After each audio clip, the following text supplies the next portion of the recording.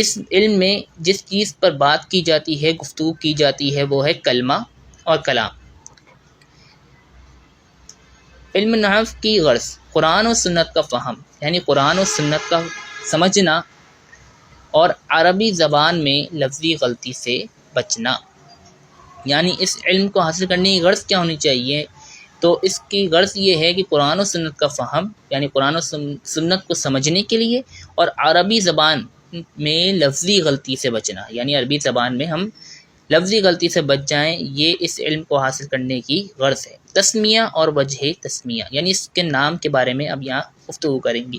نحو کا ایک معنی طریقہ اور مثل ہے۔ کیا ہے نحو کا ایک معنی؟ طریقہ اور مثل۔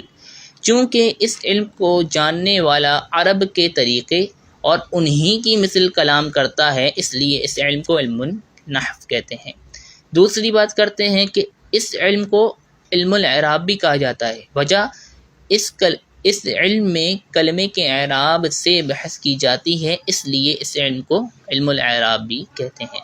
مرتبہ علم نحو، اسے کب حاصل کرنا چاہیے؟ علم نحو کو علم صرف کے بعد اور علم بلاغت سے پہلے حاصل کرنا چاہیے۔ وجہ کیا ہے؟ علم صرف پر بحث ہوتی ہے کلمے کی ساخت کے بارے میں، اور علم نحو پر بحث ہوتی ہے کلمے کے اعراب کے بارے میں۔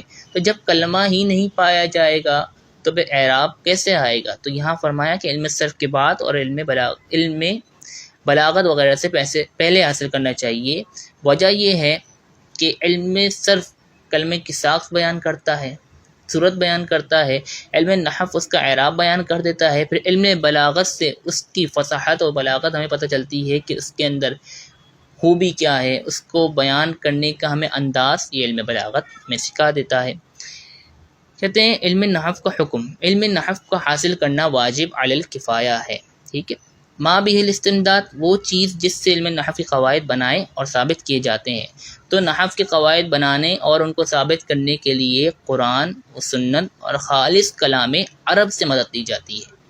یہاں ایک قاعدہ ذہن نشین کر لیجئے کہ کوئی بھی نحو کا قاعدہ جو آپ کے سمجھ آ رہا ہو کہ بھئی یہ نحو کا قاعدہ ہے، اور قرآن مجید میں یا حدیث شریف میں آپ کچھ پڑھیں اور آپ کو لگ رہا ہو کہ بھئی یہ تو فلاں قاعدے کے خلاف ہے، تو ہم نحو کے قاعدے کو ترجیح نہیں دیں گے۔ معاذ اللہ ہم یہ کہیں گے نہیں کہ نحو کا قاعدہ یہ کہہ رہا ہے تو معاذ اللہ قرآن میں یہ غلطی ہوئی ہے، معاذ اللہ یہ نہیں کہیں گے کہ حدیث میں یہ غلطی ہوئی ہے، بلکہ ہم کیا کہیں گے